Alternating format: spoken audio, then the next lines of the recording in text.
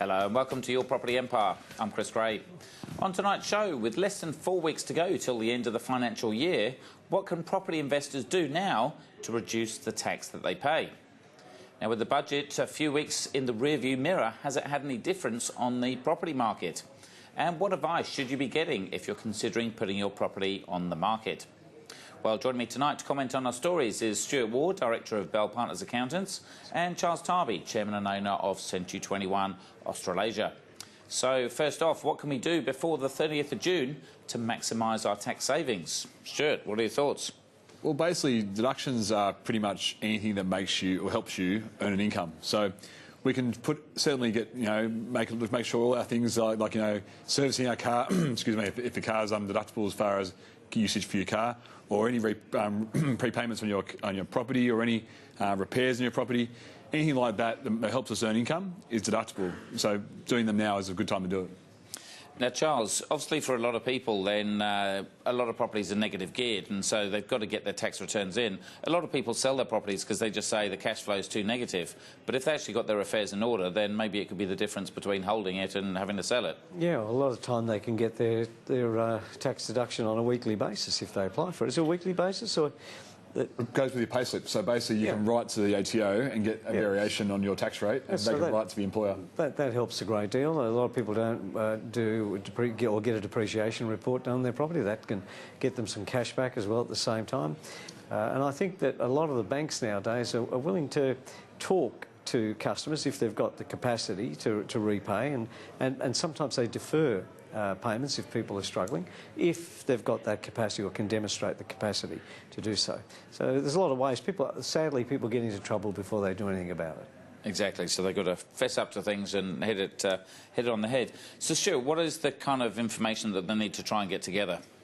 Well, naturally, all your income. So if there's obviously your group certificate if you're an employee, then excuse me, then basically your income expense summary from your real estate agent as far as your property.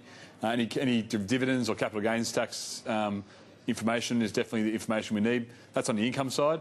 On the deduction side, anything that, again, that's helped you earn the income is deductible.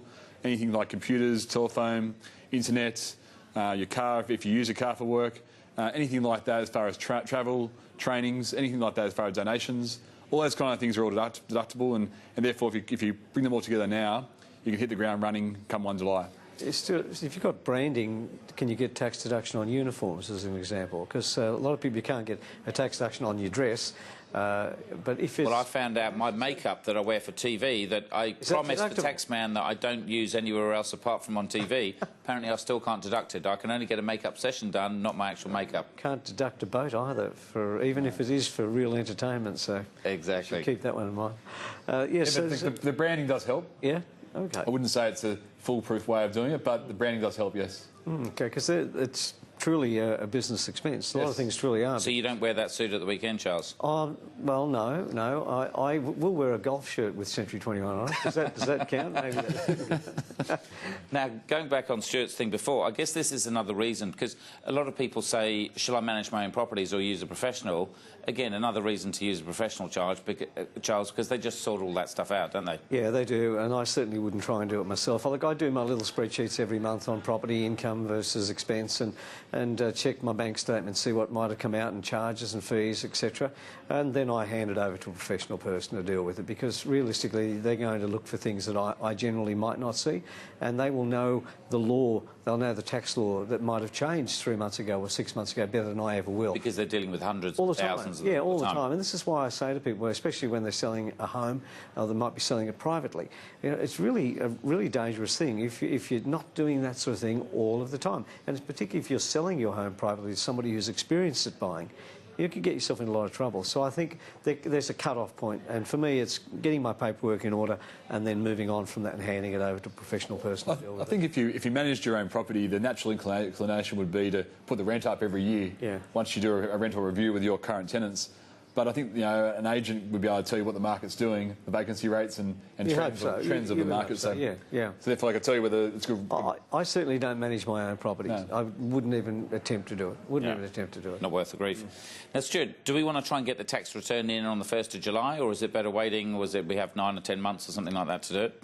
These days, the banks are so clued into what they want. They want to know everything about what you're earning, what your tax return looks like. So, if you're doing any kind of refinance come August, September, October, November, they're going to ask you straight away, and you can't get a tax return done straight away. So, my advice would be to get it done as soon as possible, whether you're paying money or whether you're getting a refund, because therefore you've got a lot more flexibility as far as when it comes to lending or talking to your banks and therefore finance down the track. That's a really good point, because a lot of business owners you talk to, they don't have their affairs in order. They don't do management accounts at the end of each month. They don't know the position of their business. They come to the end of the financial year, they need money. The banks have got the systems, and their systems will roll over. And 90 days into the next year, if they haven't seen your report, they're onto you already. Yeah. And if you find out you've got a problem, you don't want to find out a year after the event, or even potentially almost 2 years after the event. That's right. I mean, a lot of. I mean, you should be all seeing your accountants this time of year, because then they can usually forecast what your tax is going to be now, and can also tell you how to save tax before 30 June. Because 30 June is kind of like an accountant's Christmas. I know it's a boring terminology. That's why you look so happy, isn't it? It's coming up. No presents, though, mate. Now, Charles mentioned about this tax variation notice. So, say if you're getting 10 grand a year refund from your loss-making property, you could potentially get, say, 1,000 a month or something. But is there an argument to say it's not worth getting every month, is save it for that rainy day, so at least you know there's 10 grand in the pot in case you suddenly get something going wrong? Because would most people spend that grand a month? Yeah, it's forced savings. I mean, everybody talks about forced savings being a good savings. So not doing a variation basically makes you save tax as far as every month, because you're not getting the deduction until at the end of the year. But it does help a lot of first home buyers and people getting into the market. So therefore, I'd say for people that are just on the lower salaries but still buying investment properties, it may be something of note. But people they have got a little bit more disposable income and they can afford to go throughout the year without it. It's definitely like a new bathroom or something like that at the end of the year, when you get your refund of 10, 15 grand. All of a sudden it's in one hit, and therefore you can put it on the property and therefore make a difference. Now, Charles, you also mentioned depreciation as well, and obviously Brad Beer is one of the guys that comes on the show quite a bit. But again, their classic thing is a lot of property investors don't claim it. No, they don't. And it's quite interesting how many people actually missed out on a significant amount of money. Of course, the tax office is all over it now, because there's a lot of talk. And I used to say to Brad, what happens if they change the tax law with regards to depreciation? I think they're starting to look at it now a little bit closer, because it is an area where people can claim a significant amount of money, and those seasoned investors do. They do. I'm getting all mine done right now, and Brad Beer and his team were out furiously last Thursday doing a whole bunch of stuff for me, because it is part of it. It's legal. It's something you should do. Yeah. They also usually they'll do an inspection for a schedule, but they won't charge for it unless it's actually worthwhile. Yeah, so that's definitely a good thing. Just very quickly, the last thing, Stuart, prepayment of interest. Yeah, so you get one crack at it. So 1 year you can have 24 months worth of deductions, but then obviously it reverts back to a 12-month cycle after that. So be conscious of what year is the best year to do it. The things to be careful as well, though, is if you're moving into the property throughout the next year but you've prepaid interest, therefore you've got a problem because you've deducted another 12 months, but you've moved into it within that 12-month period. So, there's things to look at as far as prepayment of interest. The other thing too is that you've got to let your bank know well in advance. So if you're going to do it, you're pretty much running out of time now. You've got to let them know, I'd say 20 days before end of financial year, because they've got to get their systems in place to make sure they can receipt the interest, just like you've got to deduct the interest. So it's something to look at, because if you do have a big year of income now and next year's unsure, it could be the year to do it this year, yes. Sure, some good advice there. Charles, let's run with the auction clearance rates. Yeah, still pretty good, even though there are fewer buyers out there and fewer people out looking at properties. The results are still there, 73.9% on a national basis. This time last year it was 70.4%, so it's still better than when we were booming along. Sydney came in at 77.5% and Melbourne came in at 74.5%, so still really good. Canberra 71.9%, so I don't know what's going on there. That market's still buzzing along. So the clearance rates overall are good, but a lot of the agents are reporting quieter times, quieter numbers, fewer bidders, but you only need one person to buy and a good auctioneer. And I think you've got one coming on the show a little later on. Tommy Panos. Tommy Panos. Now, I think you mentioned Hobart last week, and I was there for the first time.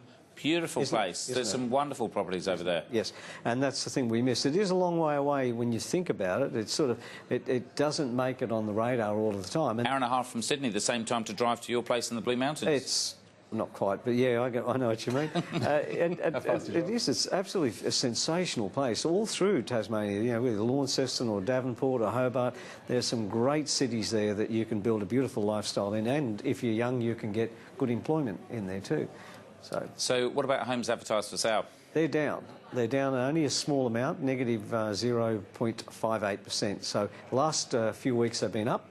I expect them to slow down, but then again, I think there might be a few more people starting to think about putting their homes on the market because they think it's hit the top of the market, so maybe it's time to get their money and get out.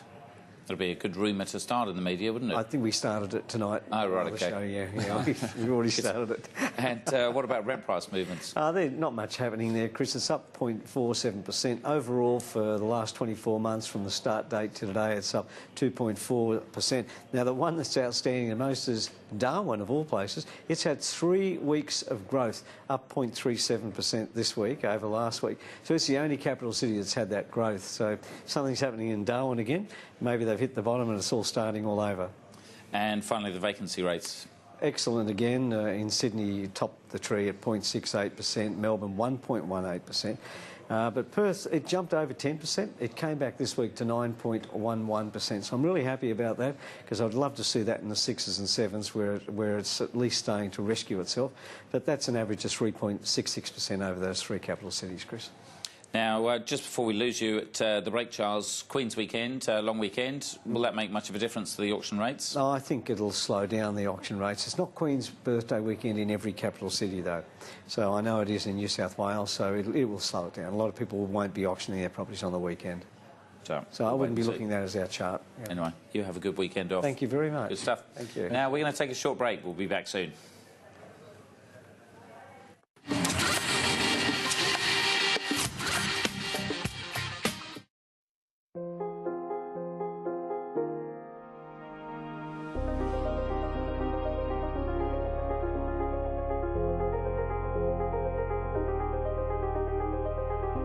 We know you've always worked hard for your money. Isn't it time your money worked hard for you?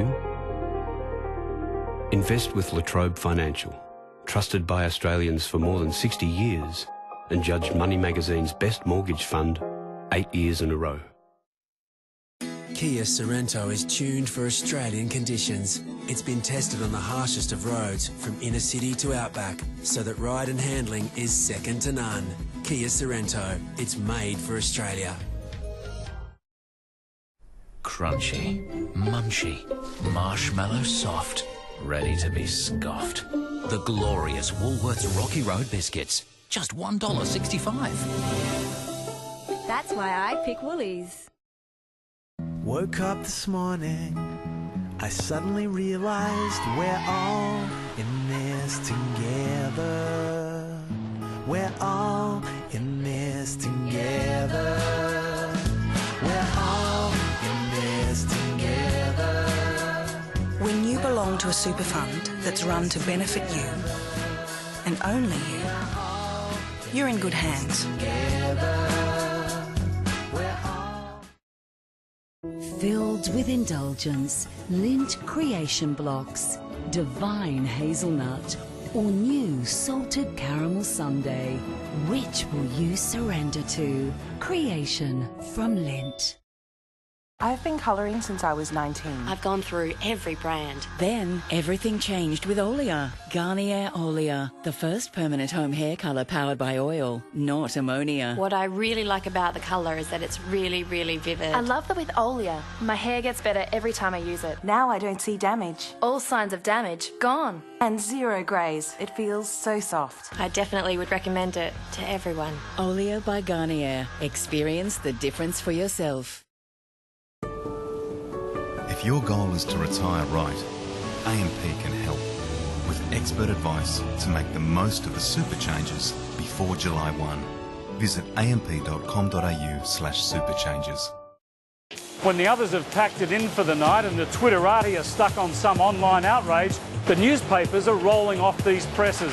Whatever they say about the 24/7 news cycle and the digital age, it's still the papers that break the big stories. So on Heads Up, we'll have all the news of the day. I'll interview the newsmakers. There'll be plenty of strong opinions, but most importantly, we'll have exclusive access to the next day's papers. A heads up on what's making news tomorrow. So tune in before you turn in. Heads Up on Sky News Live.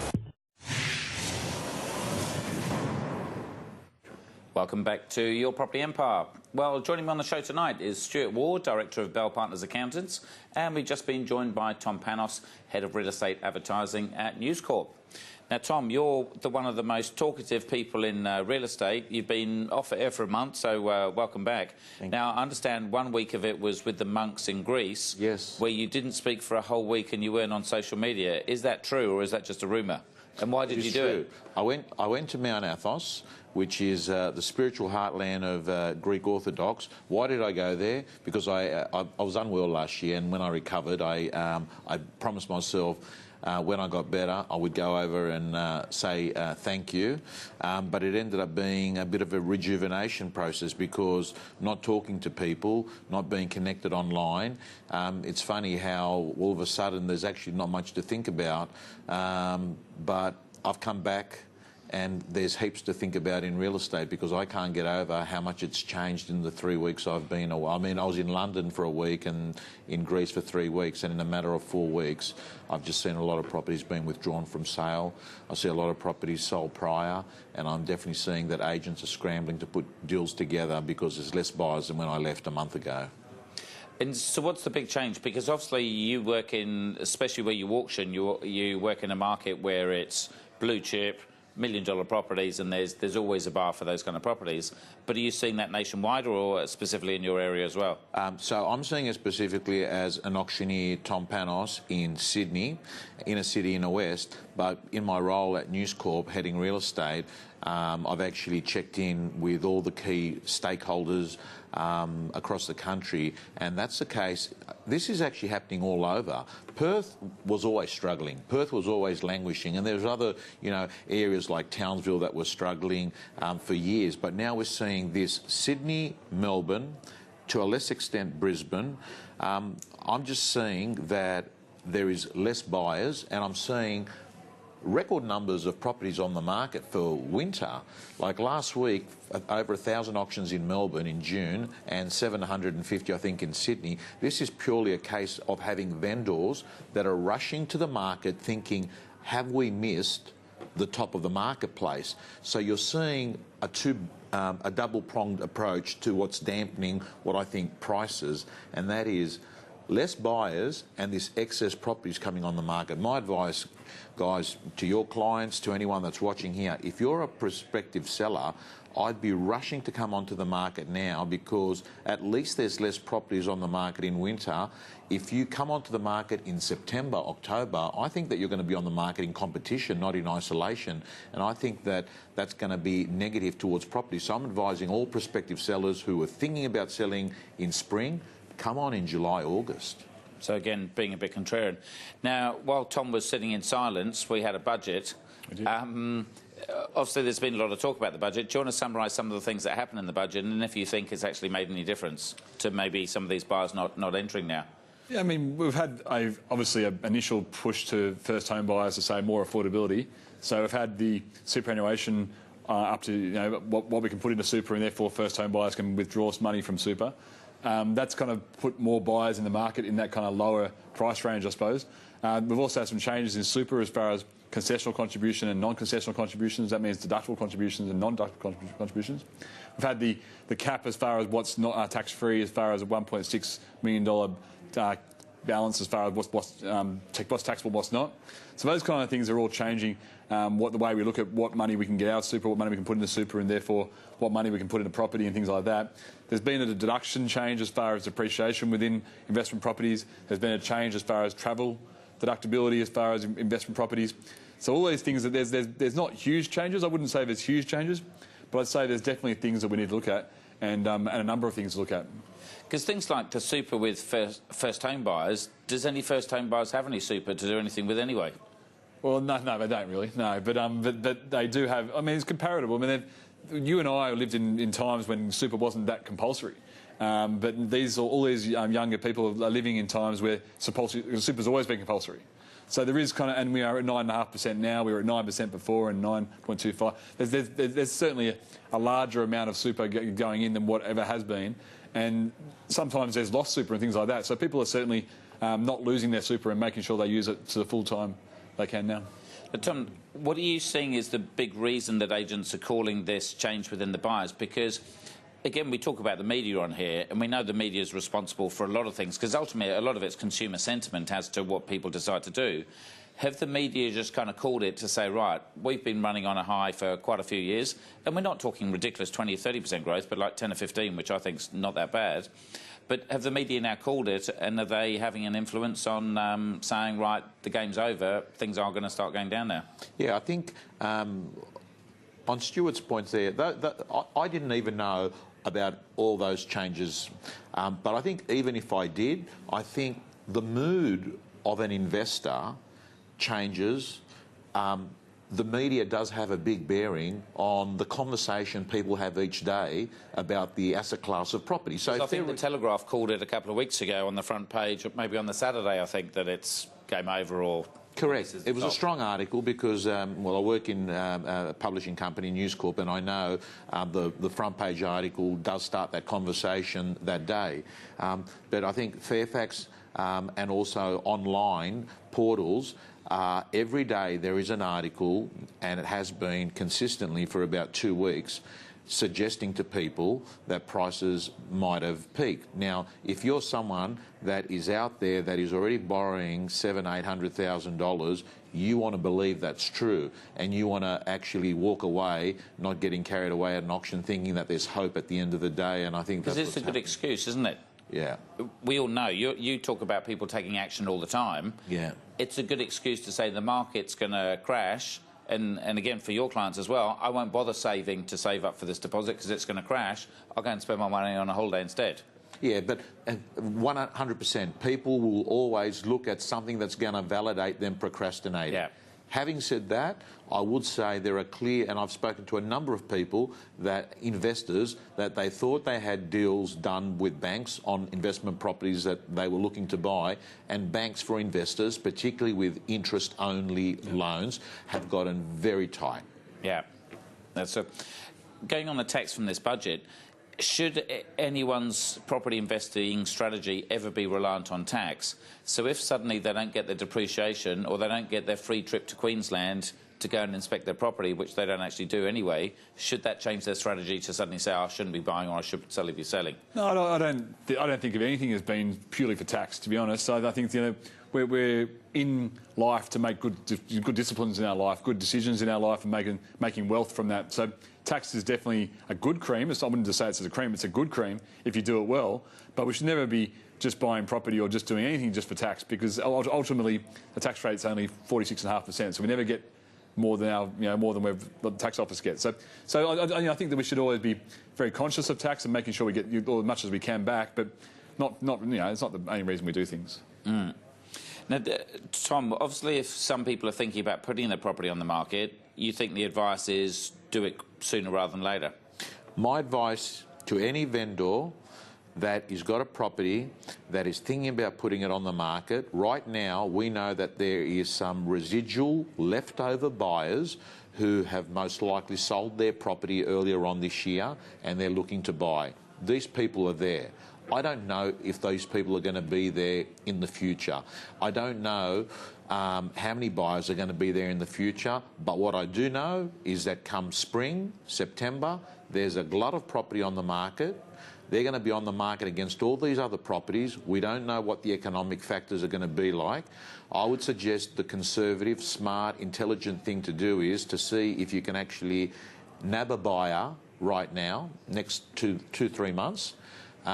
Talk to an agent, even if it's a phase one approach where you say to the agent, hey, listen, I want to sell. Let's not make it a big deal. Tell me, have you got a buyer in this price category? And see if you can get a deal done. And you might be one of these lucky people that sells now, and then you've got an abundance of property to look for to buy when there's more to pick from, because what do they say? Buy when there's a lot of supply and sell when there's not a lot of supply. Yep. And it's still a big punt, though, isn't it, Stuart? Because there's a lot of people that did sell off their properties, and I actually spoke to one a couple of years ago. She sold one in Coogee in 2014 and hasn't bought back in. And then I said, well, do you know how much the market has risen? And she didn't want to know, because as you can imagine, well, it's still a big punt, isn't it? Yeah, I'd say you always want to be in the market. You always want to be in the market at some capacity. So if you are selling, then you're buying, or if you are selling, hopefully you've got two or three or one or two still in the market. So always be in the market. You don't want to miss this market. It's always moving, and as Tom's saying, you're away for 4 or 5 weeks, and it moves a long way. So you always want to be in it, but do it wisely. Because again, if you took the thought process of, well, let's buy our new home and upgrade, especially at a time when the banks are tight as anything on the funding, to then have a property that maybe the market does change, like Tom says, and then suddenly you can't get rid of it, then you've got two with dodgy financing and no buyer, then you're pretty screwed as well. I mean, so it's quite a way up, isn't it? I agree. When we're in a changing environment as far as banks as well, and so fixed interest rates and getting some certainty around that is something of which we need to be careful of. And if the market's changing, the banks are changing, the economy's changing, and we're not being aware of that and not talking to the right advisors, we'll miss it. We'll have to pick it up in a few weeks. Good to see you guys. Thanks for joining us. Thank you. And thanks for joining us on the show as well. Next week, we're going to have some inserts from some of the best shows that we've had over the last few weeks. Until next time, I'm Chris Gray. Good night. The information featured in this program is general in nature and therefore should not be relied upon. Guests appearing on the program may have commercial arrangements with some of the companies mentioned. Before making any investment, insurance or financial planning decisions, you should consult a licensed professional who can advise whether your decision is appropriate for you.